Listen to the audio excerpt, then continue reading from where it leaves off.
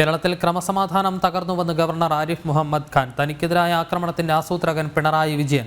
തനിക്ക് ഭീഷണിയുള്ളത് CPM ക്രിമിനലുകളിൽ നിന്നാണെന്നും governor പറഞ്ഞു. ഡൽഹിയിലെത്തിയ governor Arif Muhammad Khan മുഖ്യമന്ത്രിക്കെതിരായ വിമർശനം തുടർന്നു. സംസ്ഥാനത്ത് നടക്കുന്ന അക്രമങ്ങളുടെ ഉത്തരവാദി മുഖ്യമന്ത്രി പിണറായി വിജയനാണ്. മുഖ്യമന്ത്രി പോലീസിനെ രാഷ്ട്രീയവൽക്കരിക്കുന്നതായും ഗവർണർ വിമർശിച്ചു. Culprit is Chief Minister, who wants to use even police for political purposes. Padmashri Balan പുതേരിയെ പോലും CPM ഗുണ്ടകൾ തടയുകയാണ്. മുഖ്യമന്ത്രിയാണ് ഇത്തരം ക്രിമിനലുകളെ വളർത്തുന്നതെന്ന് ഗവർണർ വ്യക്തമാക്കി. One of them is a blind man. He is a Padam Shri. And he is standing there and he is saying, I can't do anything if you are using force. I can't do anything. You want to kill me, you kill me. തനിക്ക് കേരളത്തിലെ ജനങ്ങളിൽ നിന്ന് ഒരു ഭീഷണിയുമില്ല.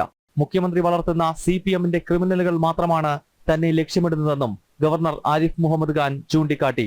The message I wanted to give was that the only threat which I have is from CPM, is from SFI, is from the Chief Minister who is organizing these violent attacks by the Gundas. ജനം, ഡൽഹി.